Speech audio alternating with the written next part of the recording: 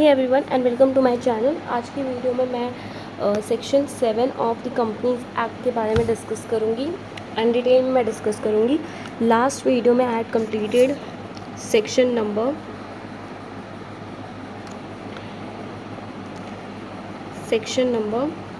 3 which is about formation of a company, जिसको मैं detail में समझाई हूँ। अगर आपने वो वीडियो नहीं देखा तो please go and watch that, बहुत ही हेल्पफुल होगा आपके लिए। मैं अच्छे से डिटेल में बताई हूँ। अगर आपने पहली बार भी आपको पढ़ना है तो this is going to help you a lot, ठीक है। एंड देन मैं सेक्शन 3A भी बताई थी कि सारे मेंबर्स लाइबल हो जाते हैं अगर 6 मंथ के पीरियड में आप लोग मिनिमम नंबर ऑफ़ मेंबर्स का क्राइटेरिया को फुलफ़िल नहीं करते हो। तो आप लोग अच्छे से वो वीडियो देखना, आपको समझ आएगा अच्छे से, ठीक है।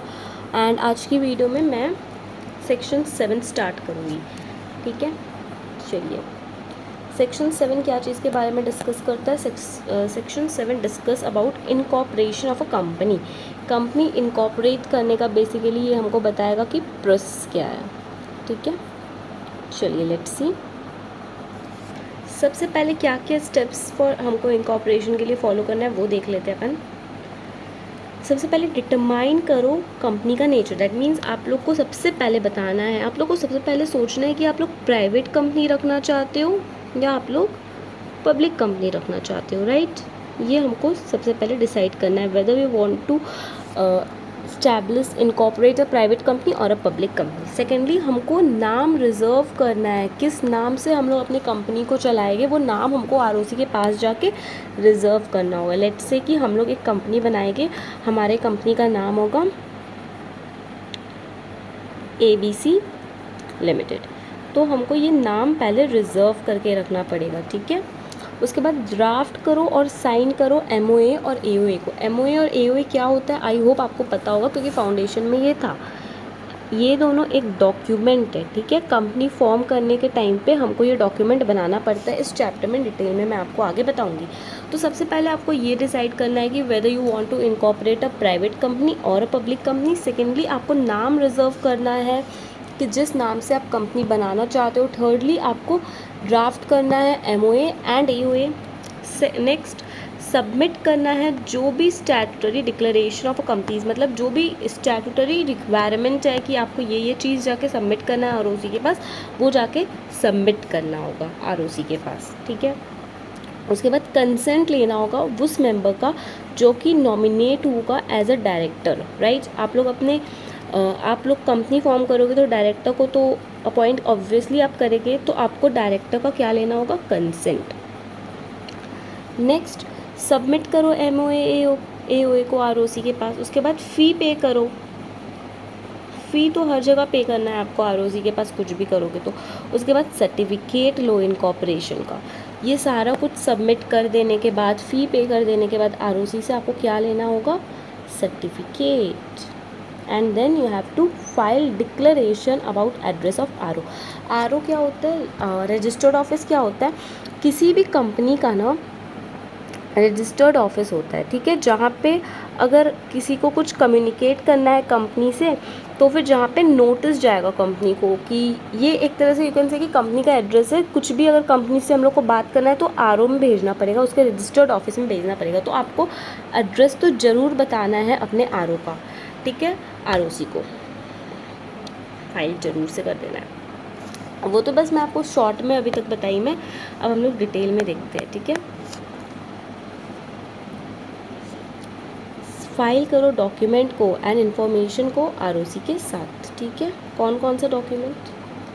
MOA हुआ, AOA या AOA हुआ, और काफ़ी सारा अदर डॉक्यूमेंट्स भी, ठीक है। An application for registration of a company shall be filed with registrar within whose jurisdiction the RO of the company is proposed to be situated. मैं आपको बताई ना आरओ क्या होता है, रजिस्टर्ड ऑफिस क्या होता है, जहाँ पे कंपनी को अगर कुछ भी कम्युनिकेट करना है तो हम लोग उसके रजिस्टर्ड ऑफिस में भेजेंगे। तो लेट्स से कि हमारा जो ABC लिमिटेड कंपनी था ना, इसका आरओ हमने किया है मुंबई में, ठीक है जी। तो अभी मुंबई जिस भी आरओसी के अंडर में आता होगा, लाइक सारे स्टेट का ना अलग अलग आरओसी है, ठीक है। तो मुंबई मुंबई आरओसी के अंडर आता है। मैं क्या बोली, सारे स्टेट का अलग अलग आरओसी, आप सिटी मत समझ लेना, ठीक है। तो मुंबई मुंबई कौन से आरओसी के अंदर आता है? महाराष्ट्र में वी हैव 2 आरओसी, एक आई थिंक मुंबई में है एंड एक पुणे में, आई एम नॉट श्योर, ठीक है, मैं श्योर बिल्कुल नहीं हूँ, बट 2 आरओसी है महाराष्ट्र में। तो ये जो मुंबई है ये अंडर आरओसी मुंबई के अंदर में आता है। तो फिर हमको आरओसी जो कि मुंबई का आरओसी है ना, जो कि मुंबई का आरओसी है, हमको जाके उधर बताना पड़ेगा, ठीक है, अपना रजिस्टर्ड ऑफिस का एड्रेस। कौन से फॉर्म में? स्पाइस फॉर्म में, ठीक है।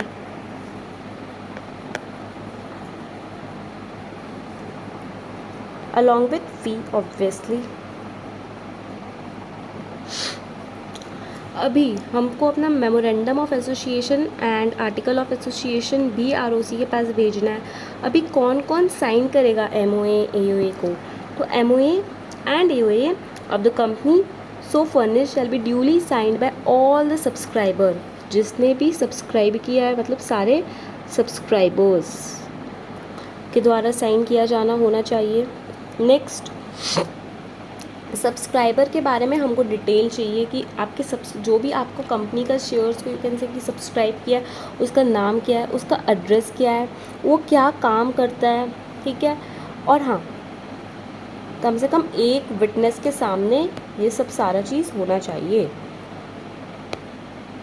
एंड सब्सक्राइबर तुम्हारा इलिटरेट है तो उसका, अगर सब्सक्राइबर साइन कर सकता है तो ठीक है भाई, तुम उसका साइन करा के ला के दो मेरे को, ठीक है। एंड अगर वो इलिटरेट है तो थंब प्रिंट होता है ना, वो ला के दो।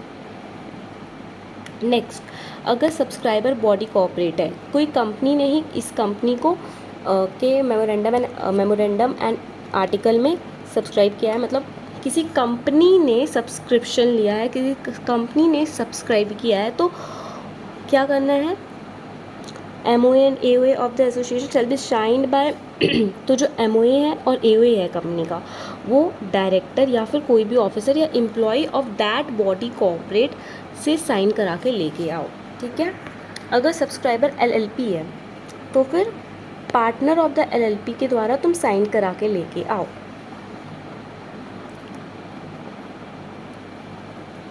अगर कोई फॉरेन नेशनल रिसाइडिंग और कोई फॉरेन नेशनल है जो कि इंडिया के बाहर रहता है, तो तुम उससे साइन करा के लेके आओ।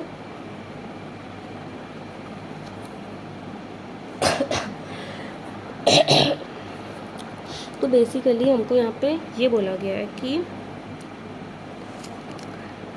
जो एमओए है एंड एओए है वो तुम्हारा साइंड किया हो जाना चाहिए, किसके थ्रू? सब्सक्राइबर के थ्रू। एंड सब्सक्राइबर का नाम, उसका ऑक्यूपेशन, उसका डिटेल्स अच्छे से मेरे को बताओ, ठीक है। दैट इज़ व्हाट ये हमको इतना लंबा चौड़ा बताया है। बेसिकली जो भी सब्सक्राइब किया है, चाहे वो बॉडी कॉर्पोरेट हो या वो नेचुरल पर्सन हो, नेचुरल पर्सन है तो वो खुद का साइन देगा, बॉडी कॉर्पोरेट है तो वो बॉडी कॉर्पोरेट का डायरेक्टर या कोई भी ऑफिसर या एम्प्लॉय साइन करके देगा। That's it.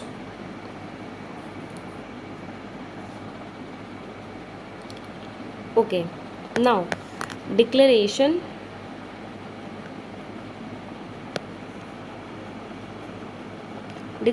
of compliance by professional and director, manager and CS of a company. The declaration that all the requirement of the act and rule made thereunder in respect of registration has been fulfilled. Declaration देना पड़ेगा director को, manager को, secretary को, कि जो भी act में बोला गया है ना कि कंपनी आपको फॉर्म करना है तो ये सारा चीज़ आपको फॉलो करना है, जो भी रूल्स मेंशन किया गया है एक्ट में वो सारा फुलफ़िल किया गया है कंपनी के इनकॉर्पोरेशन के टाइम पे, ऐसा डिक्लेरेशन देना होगा, ठीक है।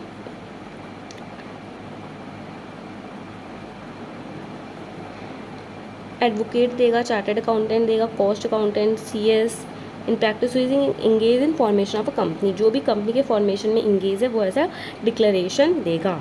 और जो इंसान का नाम लिखा हुआ है एज अ डायरेक्टर वो बताएगा, वो डिक्लेरेशन देगा कि येस इनकॉर्पोरेशन के टाइम पे जो भी रूल्स फॉलो होना चाहिए था हमने फॉलो किया है। मैनेजर CS ये मैं आपको बताई दी। Next, declaration by subscriber to the memorandum and person name as first director.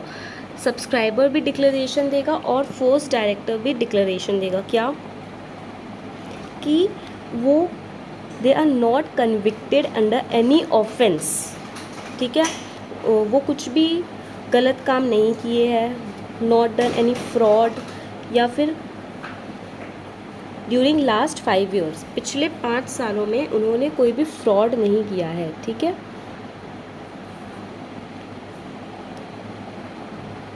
Address by correspondence, the address for correspondence to register office is established. Okay, जब तक आपका RO नहीं इस्टेब्लिश हुआ है ना, तो आप लोग एक काम चलाओ एड्रेस दे दो कि जब तक RO इस्टेब्लिश नहीं हुआ, एक ऐसा बस काम चलाओ कुछ टाइम के लिए एड्रेस दे दो जहाँ पे हम लोग कुछ कम्युनिकेट कर सके, अगर हमको कुछ कम्युनिकेट करना है तो। Particulars of person name as first director, सबसे पहले उसका कंसेंट लेना ज़रूरी है। सबसे पहले हमको जो first director as a first director जिसका नाम लिखा है तुमने MOA AOA में, उसका नाम ऑब्वियसली बताओगे, सरनेम ऑब्वियसली बताओगे, family name, director identification number, सारे डायरेक्टर के पास DIN नंबर होता है, डायरेक्टर आइडेंटिफिकेशन नंबर, तो वो हमको बताना है, रेजिडेंशियल एड्रेस बताना है, नेशनलिटी बताना है, या such other particulars including proof of identity of each person mention in AOA as first director of the company, and consent तो लेना ही लेना है। फी के साथ ROC के पास भेज देना है ये सारा डिटेल को। Particulars of subscriber to the memorandum, subscriber के बारे में क्या क्या जानना है, बस वही name, father name, mother name, nationality, proof of nationality, date of birth, date of place, educational qualification, PAN number, then email address, phone number, permanent residential address, residential proof, electricity bill के through आप लोग proof कर सकते हो, telephone bill के through proof कर सकते हो, किसी भी चीज़ से, proof of identity, driving licence हो गया, यूनिक आइडेंटिफिकेशन नंबर हो गया। If subscriber is already a director और प्रमोटर ऑफ अ कंपनी, अगर सब्सक्राइबर पहले से ही किसी कंपनी का डायरेक्टर या प्रमोटर है तो फिर मेरे को उस कंपनी के बारे में भी डिटेल मांगता है, ठीक है। वो कंपनी का कॉर्पोरेट आइडेंटिफिकेशन नंबर चाहिए। अगर जो अभी अगर ये जो हमारा सब्सक्राइबर है ना वो किसी और कंपनी का डायरेक्टर या फिर प्रमोटर है तो हमको उस कंपनी के बारे में भी डिटेल चाहिए। Where the subscriber to memorandum is a body corporate, then following particulars should be fulfilled by registrar, should be filed by registrar, I'm sorry। अगर सब्सक्राइबर टू मेमोरेंडम एक बॉडी कॉर्पोरेट है तो ये सब चीज़ मेरे को ROC के साथ फाइल करना है। क्या बॉडी कॉर्पोरेट का नेम क्या है, कॉर्पोरेट आइडेंटिफिकेशन नंबर होगा वो बताओ, रजिस्ट्रेशन नंबर बताओ, GLN नंबर बताओ, रजिस्टर्ड ऑफिस का एड्रेस दो, प्रिंसिपल प्लेस ऑफ बिजनेस बताओ, ईमेल आईडी बताओ। बॉडी कॉर्पोरेट अगर कंपनी है तो फिर certified true copy of board resolution, okay board resolution का कॉपी चाहिए। अगर वो बॉडी कॉर्पोरेट कंपनी है तो बोर्ड रिजोल्यूशन का कॉपी चाहिए अपने को। अगर बॉडी कॉर्पोरेट LLP है या फिर पार्टनरशिप फर्म में तो true copy of resolution agreed to be filed by, तो जो भी रिजोल्यूशन सारे पार्टनर्स फाइल करते उसका कॉपी चाहिए, ठीक है। फॉरेन बॉडी कॉर्पोरेट है तो उसका फॉरेन बॉडी तो फिर उसका इनकॉर्पोरेशन का सर्टिफिकेट चाहिए, रजिस्टर्ड एड्रेस चाहिए, रजिस्टर्ड ऑफिस का एड्रेस चाहिए। In case any of the object of the company requires registration or approval from sectorial regulator such as RBI, then such registration or approval shall be obtained by proposed company before pursuing to okay। अगर किसी company को बनने से पहले किसी regulatory body like SEBI हो गया, RBI हो गया, ये लोग से परमिशन लेना मांगता है तो फिर तुम पहले परमिशन लो उसके बाद ही कंपनी फॉर्म करोगे। एंड वो परमिशन में तुमको जो देगा ना वो लोग परमिशन वो भी ROC के साथ फाइल करके जाना। Next, issue of certificate of incorporation on registration. ठीक है, आरओसी के साथ तुम सारा कुछ फाइल कर दिए हो, आरओसी को लगा हाँ ये कंपनी जो है अच्छी कंपनी है, तो फिर आरओसी तुमको क्या देगा, सर्टिफिकेट ऑफ इनकॉर्पोरेशन, बधाई हो आपका कंपनी बन चुका है। ये देखो सर्टिफिकेट ऑफ इनकॉर्पोरेशन कुछ इस टाइप का दिखता है।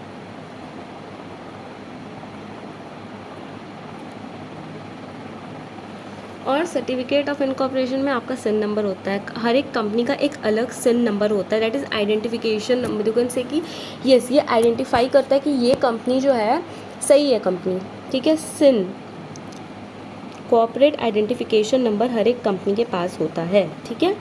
Allotment of corporate identification number, आपको सिन नंबर मिल गया है। On and from the date mentioned in certificate of incorporation, the registrar shall allot to the company a SIN number which shall be distinct identification number, right?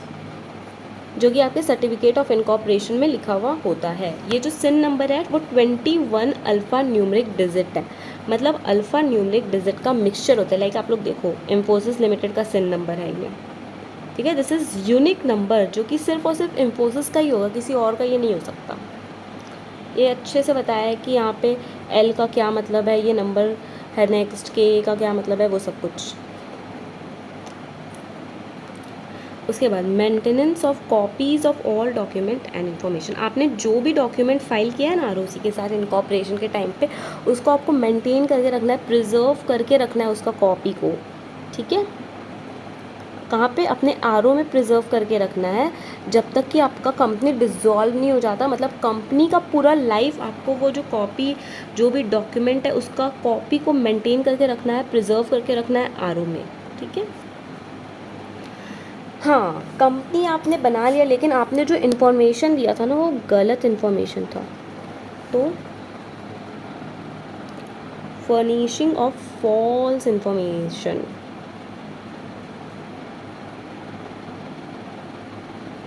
ठीक है, furnishing of false or incorrect information या फिर suppression of material fact at the time of incorporation. Incorporation के time पे आपने पता है क्या किया, इनकॉर्पोरेशन के टाइम पे या तो आपने फॉल्स इन्फॉर्मेशन दे दिया या फिर आपने कोई इन्फॉर्मेशन को ना हाइड किया। ज़रूरी इन्फॉर्मेशन था, मटेरियल था, उसका जानना ज़रूरी था, लेकिन आपने उसको हाइड कर लिया और आपका उस कारण से कुछ इन्फॉर्मेशन गलत देने के कारण से या कुछ इन्फॉर्मेशन जो कि मटेरियल था वो हाइड कर लेने के कारण से आपका कंपनी इनकॉर्पोरेट हो गया। अब क्या होगा, आपके अगेंस्ट एक्शन लिया जाएगा।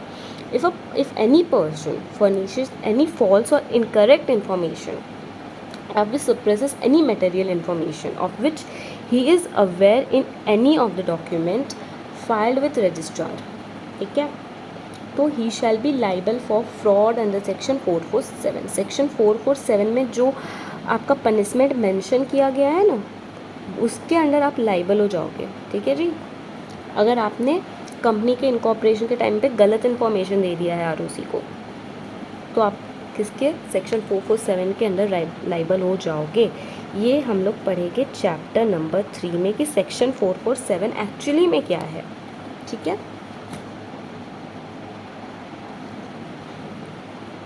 ये देखिए यहाँ पे लिखा हुआ भी, provision of section 447 explain in detail in book chapter 3 prospectus and allotment of securities.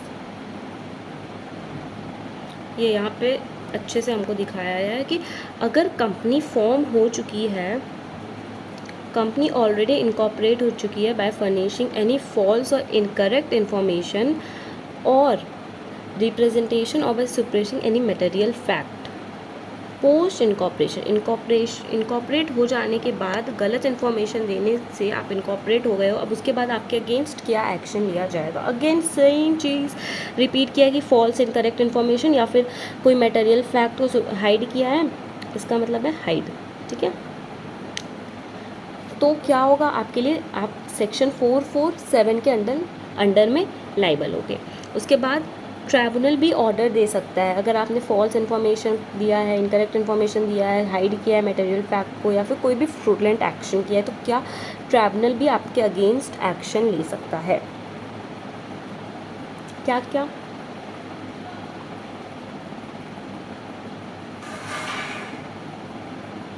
जो भी उसको सही लगता है कि ये करना सही होगा मेंबर्स लोग के लिए एंड क्रेडिटर का कोई नुकसान नहीं होगा, ऐसा एक्शन लेगा सबसे पहले वो बोल सकता है कंपनी को कि कंपनी तेरा लाइबिलिटी अनलिमिटेड जा, कंपनी का नाम ही रजिस्टर ऑफ कंपनी से हटा सकता है। रजिस्टर ऑफ कंपनी में है ना कंपनीज का नाम लिखा होता है, सारे कंपनी का नेम लिखा हुआ होता है।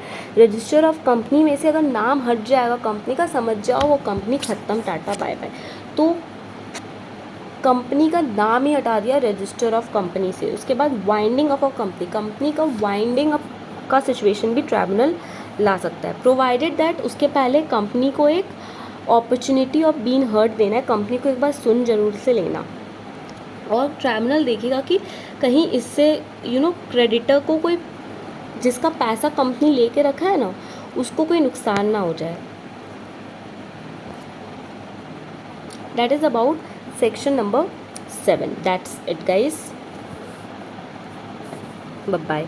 प्लीज़ अगर आपके लिए वीडियो हेल्पफुल हो रहा होगा तो वीडियो को लाइक ज़रूर से करना है, चैनल को सब्सक्राइब जरूर से करना। That's it, bye bye.